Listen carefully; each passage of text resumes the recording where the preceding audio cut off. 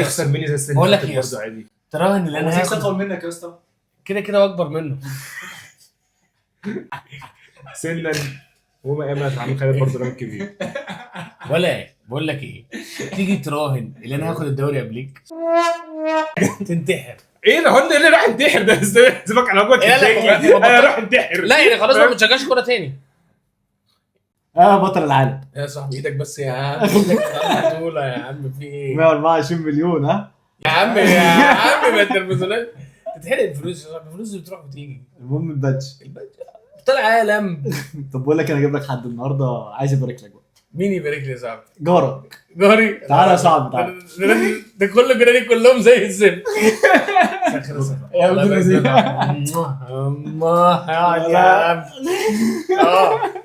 حبيبي يا ياسين. انت قلت بقى 24 مليون 124 مليون اراهنك يجيبوا بيهم مهاجم ملوش لازمه. هيجيبوا يوم جناح مضفر شعره اسمر ويروحوا يبيعوه السنه الجايه يا عادي. ابني هجيب لي مهاجم. هيبيعهولك.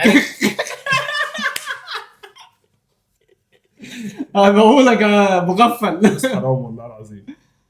احنا دلوقتي عايزين نتكلم على حاجه، نتكلم على ابطال عالم ولا نتكلم بقى نتكلم على أبطال عالم. لا طبعا نتكلم على فريق تاني الدوري والشغل. هنتكلم على ابطال العالم طبعا، بس هننكش بقى في حته في الدوري كده والصفقات اللي ليه حصلت. يا صاحبي ننكش ليه؟ لازم ننكش انا اقول لك على على حاجه، هو كده هينام بقى 10 سنين خلاص. بقول لك ايه ننكش ليه بقى؟ لا ما هو انت بقى شوف حاجه تانية بقى فاهم، الى ما شاء الله ليه يا يعني صاحبي؟ تقعد بقى تنافس على هبوط شويه او على مركز سابع، تاخد دوري اسمها ايه كونفرنس ليج، دوري المؤتمرات. دوري رمضانيات. دوري رمضان تاخده ده وبتاع. ده تمامك يا صاحبي. هو هيرجع ينام باربع 10 سنين. وايه تاني؟ بس خلاص. صاحبي هو بيرجع ينام ولا ايه؟ طب بص خلينا نتكلم. بيرجع ينام بقى. خلينا منتقلين بس. هو اللي بيتكلم ده معاه كام؟ معهوش حاجه ملط. هو في كام حد معاه كاس عالم انديه ده اول مره؟ لا ما كانش كاس عالم. نتكلم على نتكلم على البطوله المؤهله لكاس العالم للانديه. هو اللي كان على البطوله بيحاول يصعدها السنه دي لحد اخر 5 دقايق في اخر ماتش في الدوري. هو اللي 5 دقايق في اخر ماتش في الدوري؟ ايه في ايه؟ انتوا كنتوا قاعدين على قلبكم مين يكسب ومين يخسر وبعدين تحسبوا بقى وبتاع في ايه؟ بس انت في الاخر اللي تمام يعني قلت تمام وعملت اللي عليك. سؤال الثاني بيطلع ايه؟ شامبيونز ليج صح؟ عظيم. الثالث تشامبيونز. الرابع تشامبيونز. فرقت في ايه بقى؟ فرقتش حاجه بس خلاص ماشي طلع. لا هو ده عندهم بطوله المركز الثاني انت عارف ايه يا عم؟ لا مش الدرجات دي. في ايه بس السنه الجايه وريني انت السنه الجايه تعمل حاجه يعني في الاخر. انت بقى بعد كل الهيصه دي هتعمل حاجه السنه الجايه؟ خلونا نبتدي عشان نبارك له بس. احنا جايين نبارك له يا عم خلاص باركنا يا عم وقلنا مبروك طب وبوسنا انت جاي ترازي ليه طيب؟ مش فاهم. بعدين مش كفايه كده الساعه 4 وثلث. لا كابتن مهند لسه كتير صح يعني 4 وثلث ليه يا اسطى؟ في ايه يعني؟ وانتوا يا جدعان احترموني شويه يا جدعان، انا بطل العالم يا عم. جيب لي ليه كام الساعه 4 يعني؟ برضه مش يا عم تيجي تتكلم يا عم على وسام وتتكلم على رودريجو والفرقه اللي اتعبت منك اتعبت 3 في شوط، تيجي تتكلم عليهم الساعه 9 بالليل الساعه 8 بالليل يا عم.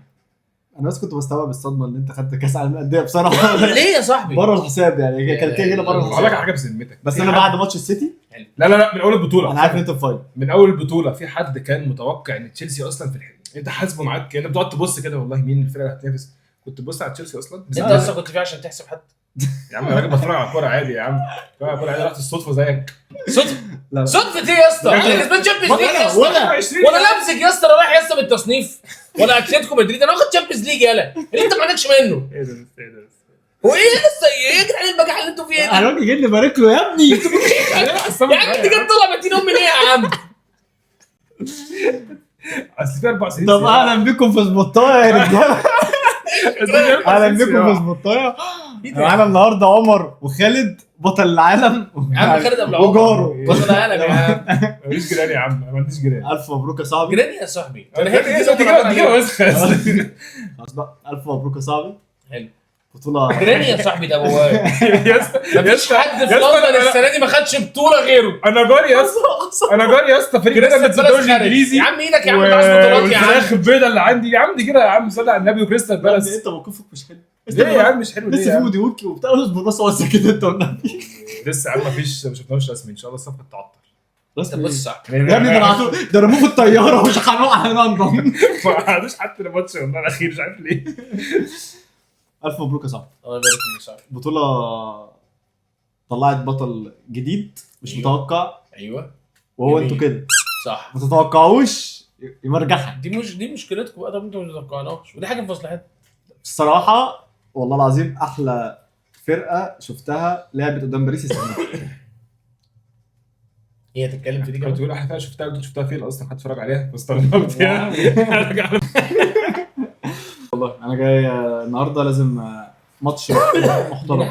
لازم اديك حقك والله، ماتش طلع محترم. العالم اهو انزو ماريسكا بصراحه انا عارف ان هو كان مدرب كويس، بس اول مره اشوف يعني طول السنه اللي فاتت اول مره اشوف ان في مدرب فعلا ماسك تشيلسي. شكرا. مدرب بص كويس يا صح؟ اسطى عايز مدرب اقول لك كويس. على حاجة. ليك حلقه على اليوتيوب يا جماعه هتوها كان لسه ايوه الحلقه قبل دي كان الماتش بيقول قبل لك الماتش ايوه مش حصل. حاسه مدرب حصل. عادي. انا بقول لك اول مره ماشي. احس ان فعلا في واحدة مدرب واحدة. كويس ماسك الفرقه. انا يا اسطى لما كنا اتكلمنا قبل كده الموسم ده وانت قلت لي يا اسطى الكونفرنس ليج وايه هتاخدوها ولا مش هتاخدوها، لما كنا بنتكلم قبل البطوله ما ناخدها وبتاع، واللي انت طب ورابع وهل ده بالنسبه لك انجاز او حاجه زي كده. بالظبط. انا كل اللي انا قلته لك اللي انا عايز الفرقه تاخد بطوله، تمام. البطوله دي هتبدا تجمع المجموعه اللي هي اللي بتلعب حصل مجموعه عشان تحركهم، تمام، اللي هم يحسوا بطعم البطولات، تمام، تحسوا بطعم البطولات تمام حلو، تمام، عشان ياخد بطوله قاريه، تمام. في انديه لغايه دلوقتي ما دخلش فيها اي بطوله قاريه ولا اي حاجه. انا عارف فاهم؟ الدوري هو رمضانيه ديت مش عارف والله كاب وين رجاله تاخد مره واحده، ماشي يعني. حلو. فالفكره كلها اللي هو انت الفكره كلها طول ما انت بتبني وانت مش بتحصد اي حاجه بظل المنافسه الكبيره اللي بتحصل عندك في الدوري الانجليزي والفرق اللي جاهزه عندك سواء ماديا او نفسيا او استقرار، زي مثلا زي ليفربول وزي مانشستر سيتي وزي ارسنال كمنافسه، مش بقول كبطولات بس هو ولا اي ماتش حاجه. منافسه بقى له 3 سنين بالظبط. فانت بالنسبه لك اللي انت دايما تدور على بطولات اللي هي تقدر تشجع اللعيبه دي اللي هي في الاول وفي تمسك في الآخر المشروع. بالظبط، اللي هو معدل عمرهم كلهم يتعدى 24 25 سنه، تمام. الفكره كلها اللي هم لازم اللي هم يبقى في موتيفيشن ليه بس، فهي دي بالظبط. الفكره. فانت لما خدت الكونفرنس ليج، تمام، واللي هي بطوله عاديه ما فيش اي مشكله، بس في الاول وفي الاخر هي بطوله قاريه، تمام. انت قدرت توصل في كاس العالم، ودي بطوله اقوى بطوله، محدش يقدر يتكلم ان دي مش اقوى بطوله. دي البطوله اللي كانت الانديه دايما بنحلم بيها، تمام. والناس بتتكلم اللي هو مين يا جدعان احسن فرقه في العالم، اصلا دي كاس العالم انديه ده 7 فرق، لا اصلا ده مش مقياس، انت لو رحت لعبت من كذا حاجه. فبدات احسن حاجه اللي هي تبقى فكره قريبه لكاس العالم بتاعت المنتخبات الكبيره، اللي هو بيجيب لك اخر 4 شامبيونز ليج مثلا في اوروبا والتصنيف العالي بتاع كل دوله. نفس الفكره بتاع البرازيل، يعني مثلا احنا ما حدش كان متوقع الفرقه البرازيليه بص انا ماشي. عارف بصراحه بس انت لا بس هم فوق كل التوقعات. طبعا الفرق البرازيليه وصلت ورخمت على فرق تقيله قوي في اوروبا، زي مثلا مفيش حد خد كاس العالم الانديه القديم غير الفرقه البرازيليه من اوروبا. بالظبط ماشي. فايوه لا انا عارف ان البرازيل بس ما حدش كان متوقع ان بوتافوجو هتكسب باريس سان جيرمان ولا فلامينيزي يوصل سيمي فاينل. بالظبط. ولا الفرق كمان صعدت من المجموعات وكلها في دور 16 عملت اداء حلو وكله عدى، لا ريسبكت فشخ يعني. وبعد كده كان برضو من ضمن الاسئله دايما بتطرح اللي هو ما هو نظريه اللي هو هل المشروع السعودي وهل الدوري السعودي بعد كميه تضخم النجوم اللي يجيبها دي، هل الفرقه دي بتنافس بره او فعلا المنافسيه كده؟ فالماتش مثلا بالظبط، فده بان في الهلال مثلا وماتش السيتي، تمام، اللي لا فرق الدوري السعودي دلوقتي بقت فرقه قويه وفيها خلاص اللعيبه الاوروبيه اللي بتقدر تلعب على الحاجات دي. فرقه اقل حاجه ليك كانت الفرقه الافريقيه نفسها، هي دي الفكره. بس في الاول وفي الاخر انا ما كنتش عايز البطوله دي غير انت توصل مراحل ابعد، تاخد ثقه في نفسك في البطولات الكبيره بالظبط كده، تبدا تلم المجموعه الصح وتقدر تقفل المجموعه الصح اللي هو بس مشيت. مش فكره هقول لك على حاجه، هي مش فكره مشيت. انت مثلا احنا لو هنبص ما بقولش سهله ماتشات سهله بس انا مش بقول ماتشات سهله، بس انا مش في توفيق. في الاول وفي الاخر لازم يبقى في توفيق. بس انا دايما مقتنع بحاجه، مفيش فرقه محظوظه، تمام، ما تستاهلش. في لا انت دايما بيقول لك اللي انت يعني اللي هو انت الحظ ده انت بجينت، تمام، انت اللي بتجيب الحظ ده لنفسك، صح. انت لما بتبذل مجهود وبتعمل بتجيب في حظ بيبقى معاك، تمام. وفي ساعات بيبقى خلاص في ايام انت عامل اللي عليك وضيعت كذا فرصه وخلاص ومش ماشيه، بس في الاول وفي الاخر انت خلاص ماشي ومركز على فكره معينه ولاعب عليها فكره معينه، فهو ده اللي حصل. لو احنا جينا اتكلمنا في النهائي فماريسكا ذاكر جدا باريس سان جيرمان، تمام، 100% بصراحه عرف اللي هو ساب اللي هو فكره اللي هو باركولا وكافستخيليا وديمبيلي وبتاع، هو بدور على ما هو اخطر. مندي وحكيم مش لا من مندي ايه يا عم؟ مندش بفكر في الواد الجزمه اللي عندنا ده مندش وحكيم، هم دولت الاخطر وفي نفس الوقت هو اللي يقدر في نص الملعب لو كان في ناس هم مستريحين في نص الملعب في الثلاثي بتاعهم اللي هو فيتينيا وفابيان رويز وجو نيفيز. جو نيفيز هي دي اللي هتبقى اخطر حاجه. لكن انت لو قدرت تفصل الخطوط الثلاث خطوط عن بعض هو ده اللي هتقدر تعمل حاجه. وبوظ لهم التريك اللي عندهم بتاع الضغط العالي ده. بالظبط. هو في الاول والاخر يعني انت ماتش عندك يتلخص حوالي في 3-4 افكار. اول فكره هو اول حاجه طبق اللي هو فكره اللي هو كذا الناس كانت بتنزل الصوره، انت كنت دايما بتحط لي 3 مهاجمين وانت تلعب ضربه المرمى، انا هعمل نفس الحركه بتاعتك فخلاص فانا هرخم عليك. وبعد كده الحركه الصايعه اللي هو راح عاملها اللي هو خلى فكره اللي هو ريس جيمس يلعب في نص الملعب مع انزو وكايسيدو تمام. فخلى اللي دلوقتي نونو مندش دلوقتي انت عليك 3 بالظبط، عليك دلوقتي كول بارمر بيروح ناحيه اليمين وعندك ريس جيمس وبعد كده جوستو.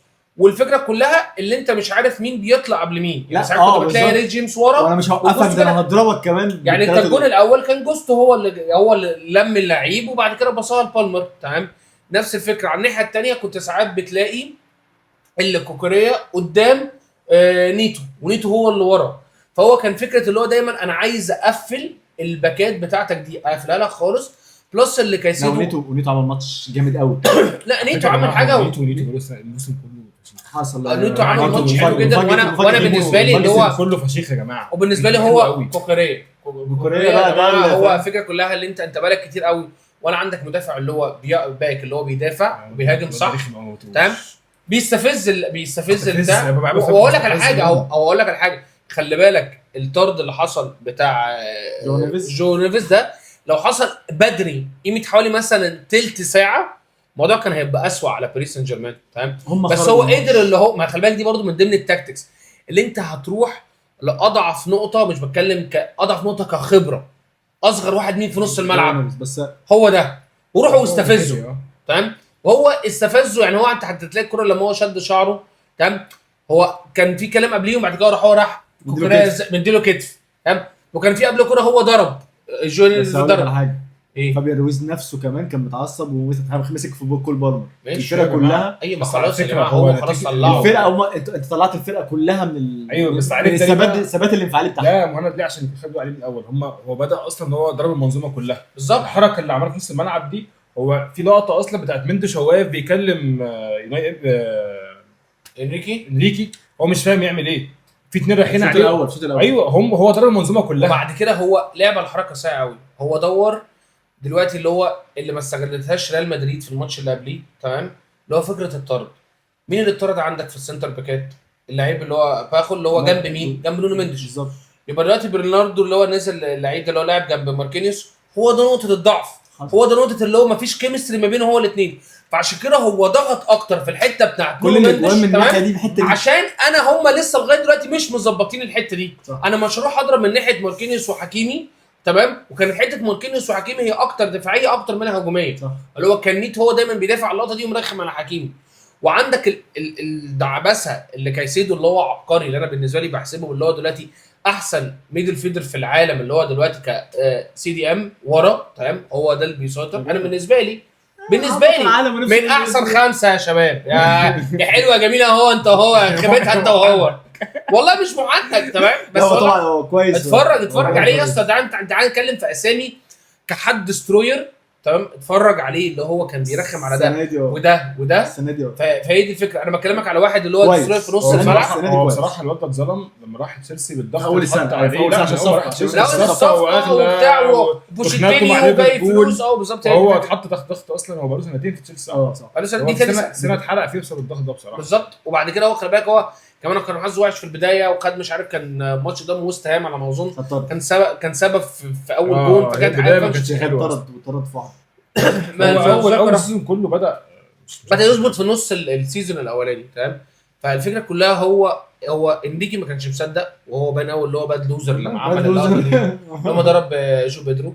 انت بتتكلم على فكره يعني انت بتتكلم على فكره الحظ الحاجات اللي خدمتك اللي اسمه ده السيتي. لا كمان جو بيدرو للعيب يجي يلعب معاك في نص النهائي لا بيجي يلعب السيتي رقم 1 خروج السيتي تمام. بس الرقم 2 طبعا جو بيدرو. بص انا مقتنع ان تشيلسي كان حاطط عينه على الواد ده بس مستني يتكلم بعد كاس العالم للانديه بس طيب ولما جالها الفرصه اللي هو جاله كده جيبه بس بالظبط. وبعد كده هو محدش ده يختار الاختيار ده الا لما يكون محطوط عينه عليه. لا طبعا كده كده. وماريسكا بيعرف يلاقي اللعيبه بتاعته. يعني حلاوه هو لما جاب ديلاب اللي هو كان اصلا المدرب بتاعه في ليستر قبل كده زمان، والواد لما لعب في بدايه السيزون ولعب كده الواد كويس جدا وهيخلص بس هم ما كانوش محظوظين بس في النقطه دي، خرج هو طول البطوله كلها يا جماعه، هو ما كانش في اختبار حقيقي تشيلسي.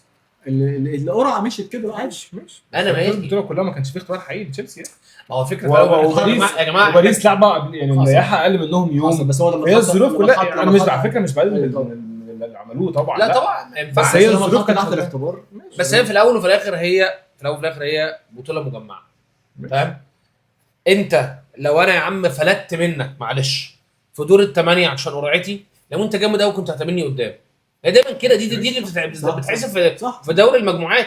يعني انت لو بتقول دلوقتي اللي باريس هربت من تشيلسي او تشيلسي هربت منها في الدور لما القرعه في الاول وده طلع الاول وده طلع الثاني، طب يا عم انا قابلته في النهائي وكسبته. هي دي الفكره كلها.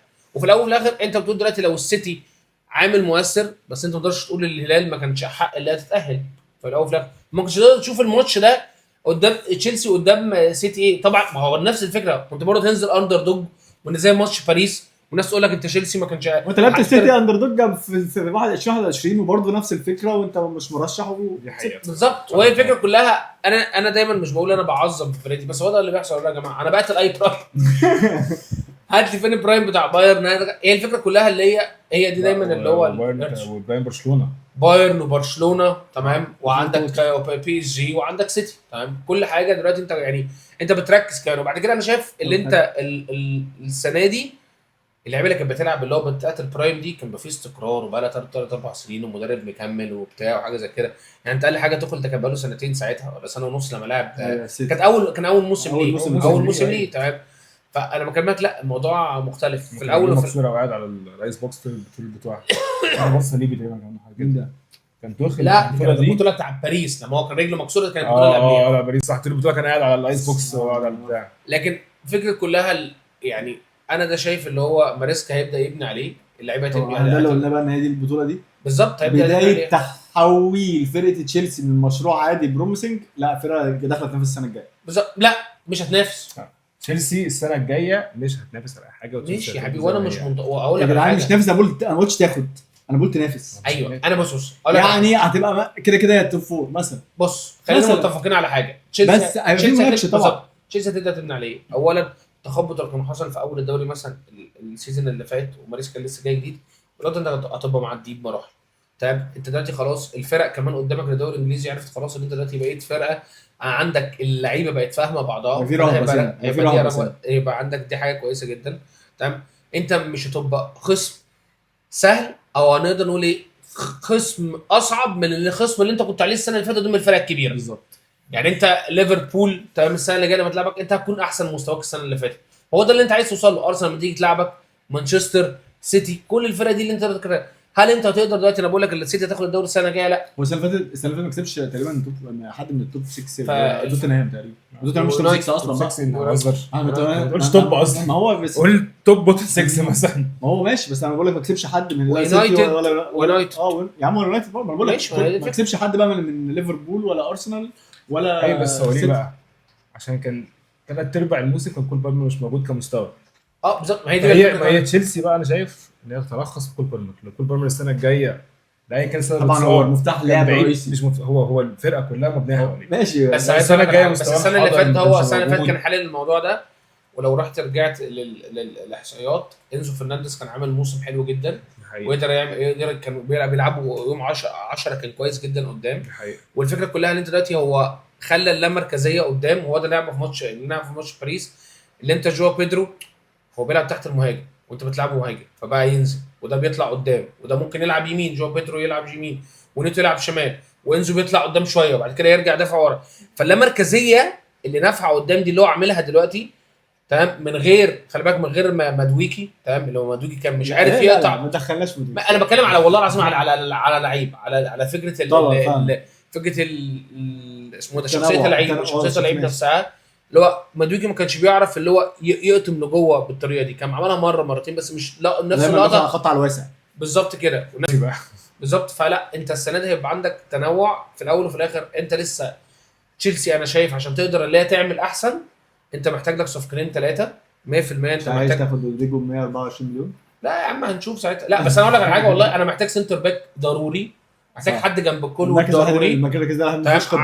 عشان مفيش خبرة. انا عندي مفيش دلوقتي، انا زحمة رجعت تشالوب من لما كان اعاره تمام، شالوبا. ورجعته. فدلوقتي انا عندي مشاكل، ولا توصل يقدر يعمل حاجه، ولا بادي يشيل يقدر حاجه، وعندي اسمه ايه ده المصاب على طول الواد فوفانا تمام. يا لسه شفت؟ فانا بقول لك بدا الموسم اللي فات معانا، فانت عندك مشكله اللي هو اي حد جنب كولويل، وانت عشان تبدا تبني منظومه صح دفاعيا انت مثبت دلوقتي بوستو او ريس جيمس، وبعد كده عندك على الشمال اسمه ده كوكوريا، فانت محتاج، وعندك سانتوس بره، وعندك كذا حاجه، محتاج ان انت حد يبقى جامد قوي جنب كولويل.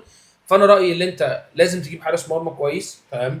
سانشيز طبعا. بس سانشيز كان حلو لا يا عم لا البطوله دي سانشيز ده كان كارثه. سانشيز مشكلته اللي هو انا دايما بقول بيصد كور صعبه فشخ تمام، في كور سهله بتبقى عبيطه بتدخل فيه تمام. انت لو رجعنا الموسم اللي فات سانشيز كان مكسب حوالي 9 10 تجوان تمام، وانا مش بقول لك مشيه، خليه ابدا بيه، بس لازم انت هجيب حد. انت كنت المفروض داخل في اول الصيف في مانيان تمام، بتاع حارس مرمى بتاع اي سي ميلان، فاضل له سنه واحده، فلسه بقى خلاص يا عم. لسه هندفع فيه 20 مليون، لا 20 مليون كتير.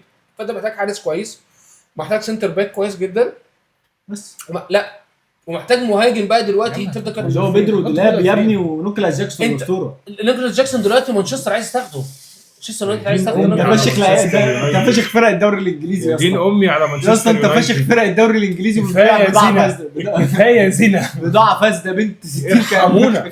انا دلوقتي انا بدل على لعيبتي، انا مش بدل على مع لعيبتي الاسف احنا كلنا ما اعرفش ليه مش عارف، انا والله ما اعرف ليه، انا هتجنن تمام. انا هتجنن والله العظيم. في الاول وفي الاخر عشان بس ما حدش يقلل من فكره اللي هي الفرقه بتاعت تشيلسي ولا اي حاجه، كل اللي اقدر اقوله لك ان تشيلسي انجح فريق انجليزي في القرن 21 باكتر عدد بطولات السيتي؟ رسميه السيتي عدى السيتي عدى السيتي. تمام 21 بطوله تمام حلو قوي. وانت معاك دلوقتي ميجر 11 بطوله اللي هو قاريه عالميه تمام. انت النادي الوحيد اللي في العالم اللي خدت كل البطولات الممكنه اللي انت بتلعب عليها تمام، حلو ما بيعملش اي حاجه وبس. انا بقول لك على حاجه، وهي دي الفكره، لو انا محسوب لي يقول لك انت واخد كونفرنس ليج، بص اهو العيال المعرس اهو جه سنور يا صاحبي قلب اذا كمل بس يا صاحبي اللقطه دي بعد كده تحت. اللي انت واخد كونفرنس ليج تمام، اللي انت واخد كونفرنس ليج يقول لك انت واخد كونفرنس ليج او واخد الجلال لما انت بتنزل تمام وبتلعب في مستوى اضعف تمام، انت بتكمل بالتنافسيه اللي انا هكمل ولا كارثه لو خدتهاش. انت في 2012 لما خدت شامبيونز ليج، 2013 نزلت أوروبا ليج كونفرنس وقت خدتها اليوروبا ليج تمام، في 2019 نفس الكلام. هو مش دي حاجه ما تعبكش، انت اللي انت بتحاول تصلح اللي انت بوظته بل انت ما كملتش في البطوله الكبرى بالظبط. فهي دي الفكره. انا شايف اللي هو دي حاجه كويسه، والموسم السنه اللي جاي انت كده كده خلينا متفقين هيبقى اصعب واحلى تمام. ليفربول مش عارف لقى خاله لقى الورثه في البلد، ليفربول قاعد بيصرف كميه فلوس مش عارف لا نهائيه، مش عارف ده. في ايه، انا مش عارف وعايز فيه. يجيب ايزاك وعايز وجاب لاعبين 3 هو بيتكلم على رودريجو برضه بس وانت ما شاء بس الله. هو لو جاب ازاك مش هيجيب دريب. هو مش هيجيب ايزاك دلوقتي، بيقول لك خلاص راحوا اللعيب بتاع اسمه ده كيتيكي خلاص هو لو خلاص. جابوا اي حد غير ازاك هيجيبوا رودريجو معاه. لا ماشي، هو ما جاب اللي هو نكيتيكي فيه ده. تمام، وانت دلوقتي مش عارف جبت جوركيز وجبت زوباميندي كيريتش وجبت وكاري زماميندي ومادويكي. ده لسه مش مدويكي ودويكي.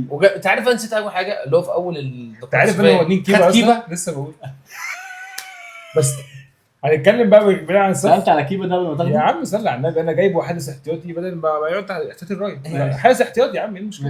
ما تخسرش يلا على الدكه، لو كان عندك على الدكه عمرك شفت سهوله في انتقال لاعبين من 2 فرق ديربي اسهل من كده؟ صراحه خد نفسي اعرف ده بيحصل ازاي. عمرك شفت انا كفايه ايه ده ويليام شطب خد. ايه ده هافرتس مش عاجبك خد. بص بيتر تشيك يعني انت متخيل البيتر تشيك ده قال لك ايه؟ ديفيد قال لويس. لك دلوقتي انتوا عندكم كورتوا بيلعب مستوى عالمي وانا مش قادر ان انا خلاص البيد معاه، فممكن انا مش عايز اسيب لندن، تسمع ولا اروح ارسنال؟ روح ده غريمي روح له عادي. فانت فاكر كميه لعيبه راحت في سهوله دي فلوس ومش بنعمل كوبري بس عشان عندك ناس بيعدي الشارع بيعدي الشارع دي ده مش حاجه. فلوس ماليه تيم مثلا مسروقه بس والله العظيم. بيتر تشيك ويليام جورجينيو ديفيد لويز ديفيد زفت خرا كان لويز عبقري يا غالي. شفت معاه ايام. جورجينيو يا عم ما كملوش كوارث يعني مش زي ديفيد لويز. خالد ستيرلينج ستيرلينج ما عملش حاجه برضه. ماشي ده جاي على الدكه، هو على فكره يلعب ولا بلاش، كانت تفرق يلعب شويه. بلاش يا عم مش بص مهم. في الاول لكن هو مفيش اوسخ من ديفيد لويس. ماشي هي في ويليام. بص هي في الاول وفي الاخر انا مدويكي انا مش بقول اللي هو سيء. انت لما سالتني عليه قلت لك كاتيجوري ايه؟ عادي. كاتيجوري بي. ماشي مش ايه احتياطي جايبه ليه هو؟ جايبه عشان لما ساكا بيتصاب هو ينزل مكانه او يبدا يعمل روتيشن ما بينه وبين ساكا عشان ساكا ونوانيري ده هو جدد تمام يعني. ونوانيري ده لعيب صفقه محترمه، لعيب محترم فشخ. معايا فلوس يعني. احنا ما نقدرش ما نعرفش هو فكره هو عايز يعمل ايه. فكره ان هو شكله يعني ايه بس جابه كده عشان مش عارف يجيبه. هي الفكره كلها. هو بيقول لي السنه اللي جايه انت هتعمل ايه وانا هعمل كده. انا هفضل انافس على اللي هو التوب فور، انا هفضل في التوب فور، احاول اخطف اف اي كاب، احاول اخطف كارباجو. قال كده اللي هو ما بحبش ياخد الحاجات دي والبطولات دي. كاس الحليب بقى ماشي كاس الحليب انت واخد 3 يا عم فاكر 20 سنه انت ما بتاخدش اي حاجه غير الكاس ده. ما باخدش كاس حليب انا فاهم يا عم ماشي هاخد اف اي كاب مش كلام بس حلو. انت بقالك 4 سنين قاعد بتبني ما خدتش غير كاس واحد. السنه الجايه يا جدعان تشامبيونز ليج هيطلع من المجموعات، دوري هيبقى هلهولك العالم. مجموعات ليه يا عم؟ مجموعات دلوقتي بقت كبيره كبيره. هيطلع منها يا جدع. هيصعد ملحق، مش هيصعد في اول 9 مش لا، 9 لا، اول مشكلة عمرها ما صعدتش. اول لا اول 9 بيطلعوا على طول كده 9 التانيين يا عم بيلعبوا ماشي هيلعب مفيش ماتش. 9 هو 9 8 وبعد كده انت 16. ما تعرفوش عشان بس ما رحتوش بقى كتير. هو اول يا ابني من اول 1 ل 8 هو الاول 9 ابو ام زي الفاينل ده. اول 1 ل 8 عشان تلعب إيه ده؟ من التاسع ل 25 يا اسطى. انت بقى هتبقى في الناس دي بقى تحت. ماشي على بص خمسة. يا مش مشكله. وأنا عايز السيتي وبايرن والريال كانوا في التسعه.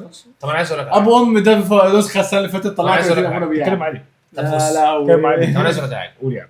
رهان قدام الناس. رهان قدام الناس. ماشي اللي انا هاخد الدوري قبل انت بتاخد الدوري.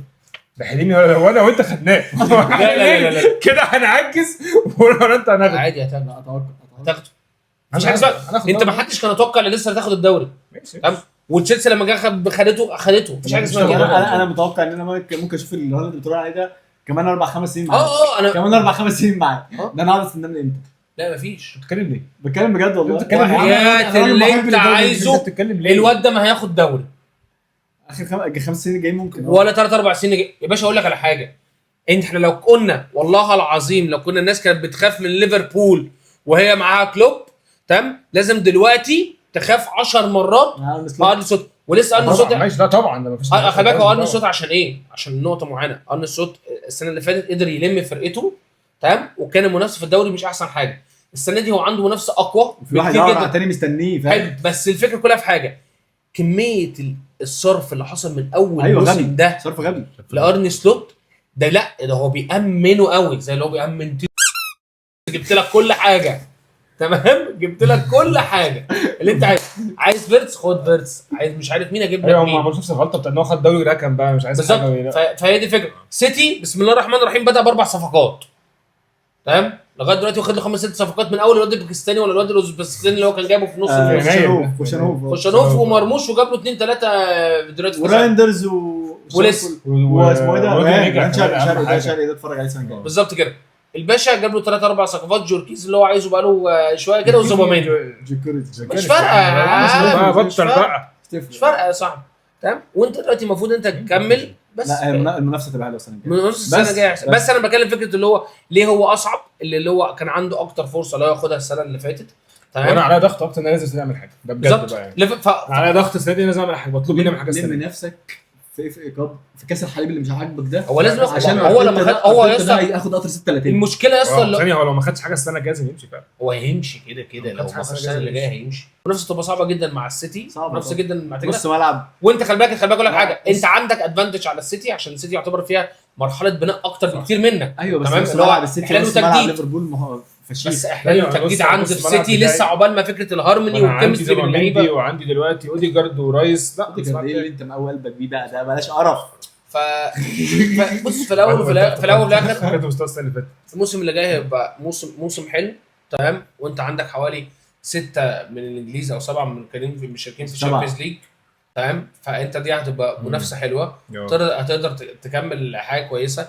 فكره دلوقتي اللي هو يطلع منهم بقى كام او تشيلسي يطلع كام. بس انا بالنسبه لي انا كواحد بشجع تشيلسي انا بالنسبه لي تشيلسي لو طلع التوب 4 تمام وفي الشامبيونز ليج قدرت ان انت توصل دور الثمانيه دي حاجه تقدم جدا. دور الثمانيه دور 4 ده حلو. بقالك 3 سنين ما بتشاركش او سنتين بالظبط سنتين. فانا كده تمام حلو ولا حاجه زي كده. لكن المشكله اللي ارتيتا بيدي احساس اللعيبه الدوري وساب بطولات كتير وساب حاجات سهله وساب كده. وانا مش بقول لك اللي انت لما تاخد اف كاب ده بيعزز اللي انت بقول لك المشروع بتاعك ناجح، لا بس بيديله سوليد وبيديله فاونديشن اللي على الاقل اللعيبه دي بتاخد شويه اللي بس هو ثقه خد معانا اف كاب وخد معانا كوميونتي شيلد اول ما جه عادي. انا اقول لك على حاجه ما اظنش حجم الفلوس، وانت برضو كده شوف الدنيا دي، حجم الفلوس دايما نشوفها من ارسنال خلال السنين، لا في اخر 5 سنين، والصرف اللي هو صرف السنه دي اللي معاه فلوس رودريجو، معاه فلوس رودريجو.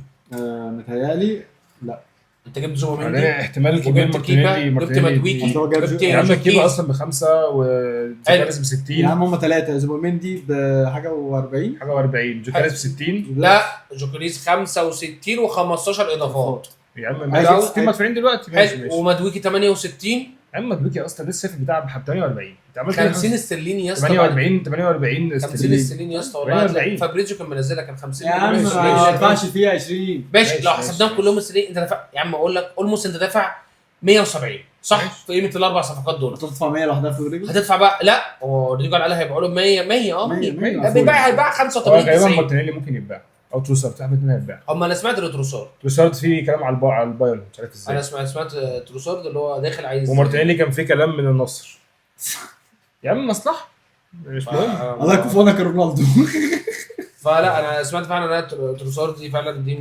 سمعتها فانا لو بعت واحد من الاثنين هعرف اخش في الديل بس هي خلي بالك هو طبيعي ان انت تمشي حد عشان هو اقرب نادي في رودريجو هو احنا مفيش حد اصلا حتى من بعيد بيتكلم معايا غير ليفر بص انا ليفر مشوت دلوقتي بايزاك ولا هيجيب ايزاك انا متوقع ان رودريجو هتلاقي الناس يعني المهتمه بيه هتلاقي ارسنال وهتلاقي تشيلسي تمام وهتلاقي بايرن. خلي بالك بايرن برضه دي حاجه مش حاجه بالنسبه له وحشه وبايرن عايز يبني دلوقتي عشان الفرقه بتاعته بدات تروح في داهيه تمام. فبايرن بس عايز اقول لك الحاجه يعني الناس كتير بتقول وانا شفت التاكتكس كومباني الماتش لعبه قدام باريس سان جيرمان كان ماتش حلو قوي بس كان حظه وحش وبعدين عنده كواليتي لعيبه قليله بالظبط فاهم. فممكن يروح بايرن ممكن يروح بنتكلم كنا مين ارسنال وتشيلسي وبايرن وليفر تمام. في خناقه لا في خناقه والريال متقلقان عشان لا عارف الخناقه دي هترسى فاهم مزاد سنه كده 100 واقول لك الحاجه ممكن اقول لك على حاجه ممكن اتوقع رودريجو ممكن ما يتحركش الشتاء ده الصيف ده ممكن يتحرك في الشتاء. انا نفسي يستنى عليه والله العظيم الواد فينيسيوس من بعد حوار التجديد ده وبعد كده حوار التجديد ده بس بقى صعب في موضوع التجديد ده موضوع تجديد فينيسيوس عيل ناقص والله العظيم عيل ناقص بجد لان هو عايز يعني بقاله سنه ما بيدينيش كوره عارف لو الكلام ده لو كان التجديد ده بس السنه اللي قبلها كان ممكن يعني استقبل منه اي كلام لما انت بتديني سنه كوره واحد انت دلوقتي مع مدرب جديد في بطوله كبيره ما شلتنيش وعايز 30 مليون صافي الضرايب انت عارف حوالي 40 من 40 ل 60% في اسبانيا فانت عايز رقم كام؟ انت عايز 50 60 مليون بس والله وما بتدينيش خالص ولا شلتني في ماتش كبير امشي يا باشا.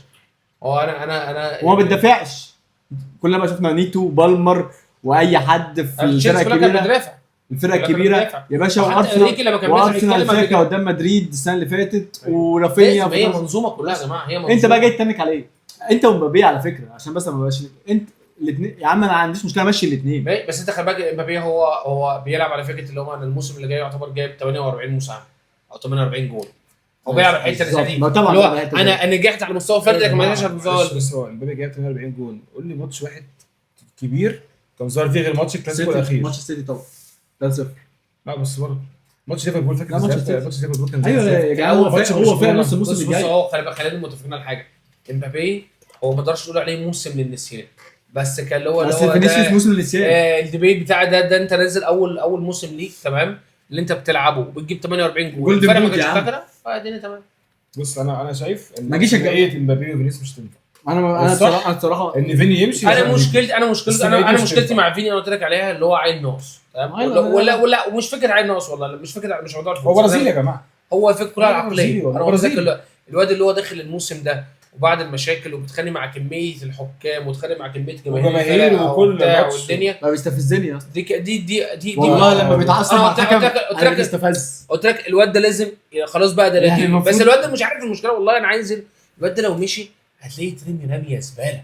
ايوه هيبقى فعلا الكره هتخلص الواد ده بقى هتلاقيه بيلعب بقى مثلا بقى يروح مع احترام روبينيو مع سلام روبينيو اروح اي سي ميلان بقى ياخد سكه كوتينيو بقى يلعب سنه كده سكه روبينيو بالظبط يا باشا سكه روبينيو بالظبط. فالفكره كلها انا الصراحه انا مش عارف يعني ليه الجيل ده من اللعيبه موضوع الفلوس انا مش شايف موضوع والله الفلوس هو اللي بيفسدهم على قد ما موضوع فكره الشهره بتاعه السوشيال ميديا بقى دي بوظها دماغهم تمام. انت زمان كان بيكهام بيتشهر باعلانات ومجلات بس ودنيا بيكهام وفلوس بيكهام وبتاع. مش جود اكزامبل في الموضوع ده. بيكهام برضه جت بيكهام فتره برضه كده. يا جماعه انا بتكلم في موضوع- فكره، لا انا بتكلم اللي عامل الشهره زمان كان مختلف. يعني انت عشان فاهم. كنت كان تبقى مشهور كنت تنزل في اعلانات تلفزيونيه وكنت تنزل على مجلات ودعايه انتاجات وبتاع. ما كانش في السوشيال ميديا. دلوقتي انت خلاص بقى عندك انستجرام وعندك التيك توك وعندك مش عارف عندك الهري مصادر ده. ربح تانية.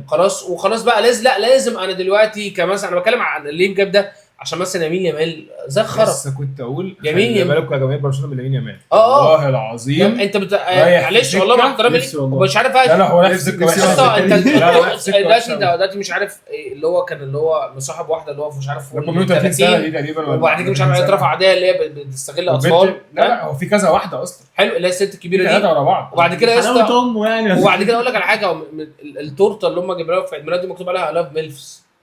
ايوه والله أيوة. العظيم هو عنده تاش. والله. عنده فتش يا جدعان والله. فانا بكلمك وفي بونس لا لا لا خلاص يا جدعان. هو يا عم هو الواد احنا مالنا يا عم. هو واد بس هي الفكره كلها في حاجه والله. عنده ده الستات الكبيره طبعا. هي المشكله والله العظيم يا عم شاب الحق يمين يمين. زي فيني ويمين يمان وزي مثلا كوندي فكره اللي هو الاهتمام بالموضه قوي ولازم انزل صوره على الانستجرام وده داخل كده وبتاع. طب استنى عامل بس الشغل. نقول على حاجه اخيره. انتوا عارفين في عيد ميلاده كان عامل حفله حلو. اه كان جايب ويترز بنات بس وكان عامل شرط ان كل اللي يجوا والله ما بهزر. انا بقول لك والله العظيم خلي اي بالك واحده يجي لازم اللعيبة سايز دي- معين عشان تخش الحفله بتاعته. اللعيبه دي بتفسد.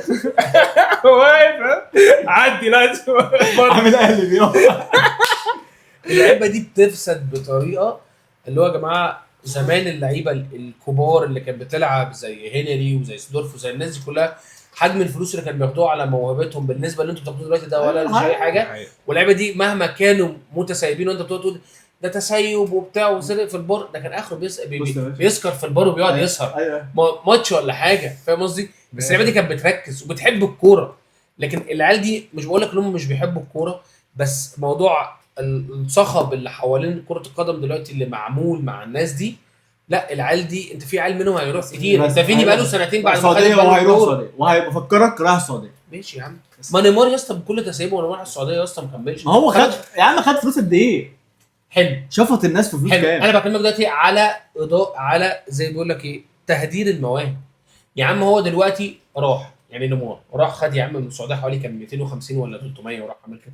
في الاخر السعوديه قالت له ايه يا باشا انت راجل غير مسؤول امشي. خد 300 يا عم خد ال 300 وامشي يا عم وغور في ده. بيلعب فين دلوقتي؟ بيلعب في الدوري البرازيلي. بياخد 10 تمام حلو قوي كده. والله بياخد 10 بتصاب برضه حلو. بتعولها برضه. لا اليمين يمان ده لو حصل فيه كده تمام موهبه ولا فيني يا عم في سيب يمين يمان لغايه دلوقتي ملتزم في الملعب واسهاماته اكتر مش وحاجه زي منه كده. حاجه لسه. بتتكلم دلوقتي بتتكلم اللي هو بره ده اللي هو بدا النوش ده في الصيف ده. نشوف بقى لما يبدا الشتاء بالمنتشر الواد ده يمين ده هيبقى عامل ايه. فكره دلوقتي فيني ده اللي من ساعه ما خد البالون دور هو عايش في خد باله الدور ايه يا ابني؟ قصدي ما خدوش والله. هو دماغه هو خدها في الفوتوشوب. ايوه ما انا لسه هو في هكمل. دماغه بقول لك خدها. اللي هو خد البالون دور في عقله أيوة. اللي هو دلوقتي عمل والصور اللي فوتوشوب اللي نزلت وبتاع كده. هو خلاص هو تخيل اللي هو انا واخدها او انا اتظلمت ودايما عايش اللي هو فكره اللي هو ايه شكايه انا عامل نفسي دراما. شكايه بكايه. الله شكاي بكاي انا خلاص انا يا جماعه انا يا جدعان.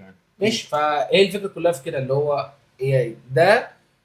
انا مش عارف انا عايز بقى كميه لعيبه موضوع الفلوس وموضوع انا مش شايف اللي هو موضوع الفلوس بس موضوع بس حوار السوشيال ميديا اللي حواليهم والتصوير والدنيا دي كلها. كله كده كله كده كل اللعيبه كلها انت بتروح هتلاقي مواهب في الاخر فيني ده اترمى وده اترمى وده اترمى وده عشان كده اترمى. بقى عشان كده بقول رودريجو ده نستنى عليه والله العظيم نستنى على بيعه. نرجع لرودريجو بقى ملتزم.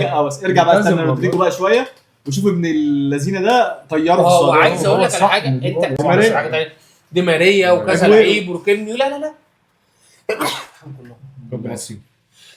بس صح. مبسوط ان انت كنت معايا رجاله والله. احنا الموسم الجاي هنتفرج على ماتشات سوا. صعب انا عايز اشوف ديربي لندن امتى. 11 نوفمبر في نوفمبر بس لا متاخر صعب بس هنستنى 4 شهور. الماتش العاشر في الدوري حاجه كده. مش مش مشكله. بعيدة، ماتش سهل مش بعيدة. بيبقى نزهه يعني. نزل ماشي والله انت بتعدي الناحيه الثانيه فاهم تاخد انا ثلاثه هسيبك براحتك يا وتروح. صاحبي. مين ايه؟ مفيش سنتات اصلا يمكن. ماشي مش عارف انا بتكلم في باشا هو انا ثانيه بس هو انا ما اخترتش ده فريق كبير. هو انا بس مش عايز اقول لك حاجه. انت الموسم اللي فات حلو انت تعادلت ماتش وكسبت ماتش صح؟ حلو. هو انا اللي كنت بطلع اولى بنافس على الدوري ولا انت؟ أنا. حلو ما دام انا فرقه يا عم بالنسبه لك ضعيفه ووضيعه ما كسبتنيش يا عم رايح جاي. ماتش. سبتك يا عم في الدفاع سبتك في ملعبك مش في ملعبك. ماشي كسبتك برضه. ما تحورش يا اسطى، ما تحورش يا اسطى وتقفلم يا اسطى. قفلنا الحلقه زي ما ابتديناها. ما تقفلمش يا اسطى. بس احنا متفق حاجه انا وهو، ايه؟ مين عضو لندن؟ تمام. بس كنتوا معايا. بس انا عملوها.